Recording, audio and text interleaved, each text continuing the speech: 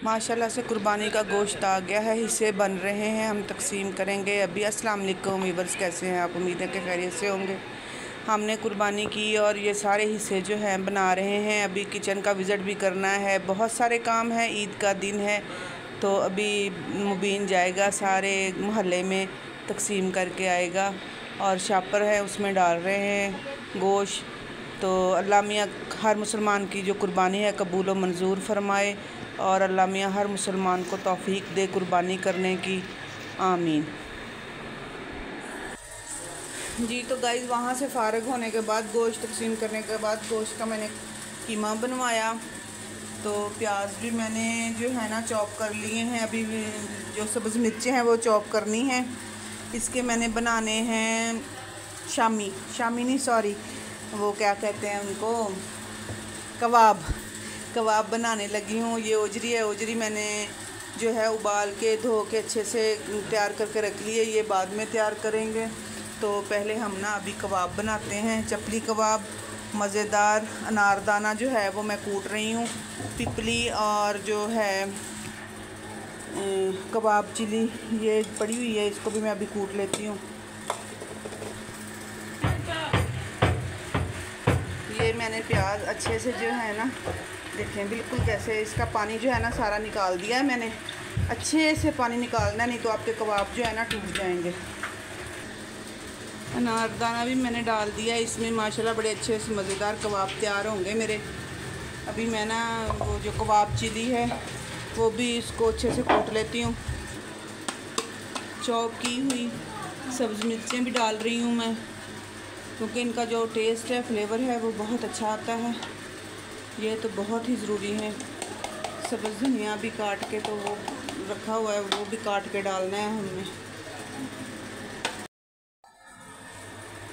अनारदाना भी डल गया है, सब्ज़ मिर्चें भी डल गई हैं और इसमें हम डालने लगे हैं सूखा धनिया, पिपली, अजवाइन और क्या कहते हैं इसको, गरम मसाला। और इसमें डालते हैं कुटी हुई लाल मिर्च,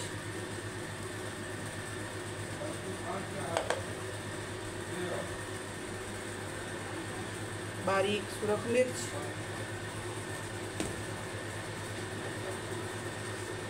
हल्दी,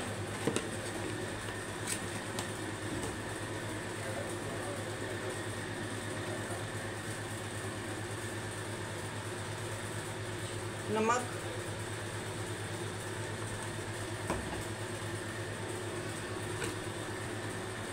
कुटा हुआ ज़ीरा,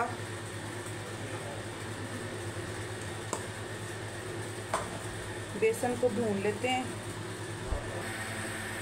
थोड़ा सा बेसन जो है ना वो हम भून के वो भी डाल लेंगे इसमें। बेसन बहुत ज़रूरी है इसमें, बग़ैर बेसन के ये जुड़ेंगे नहीं। हल्का सा हमने इसको रोस्ट करना है बस। तो ये हमारा जो बेसन है भुन गया है। अब इसमें हम डालते हैं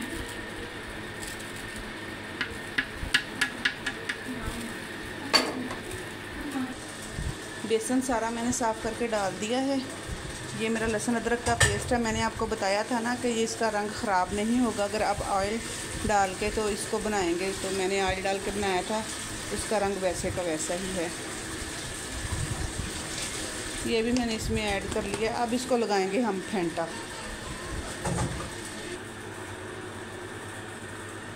धनिया भी डल गया है।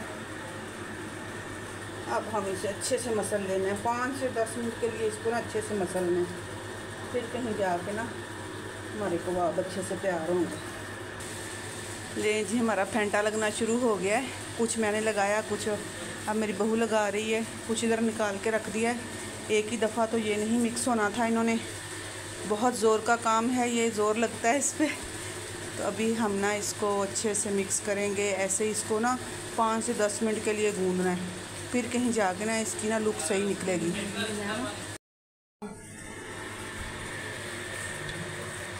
आधा कीमा हमारा बन गया है, आधा बच गया है। अभी इसको भी हम ना उसी की तरह ना अच्छे से फेंट लेंगे।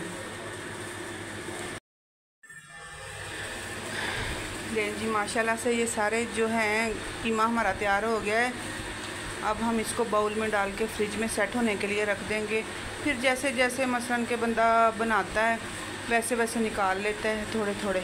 तो एक दफ़ा बना के तो बंदा रख ले तो टेंशन ख़त्म हो जाती है बंदे की।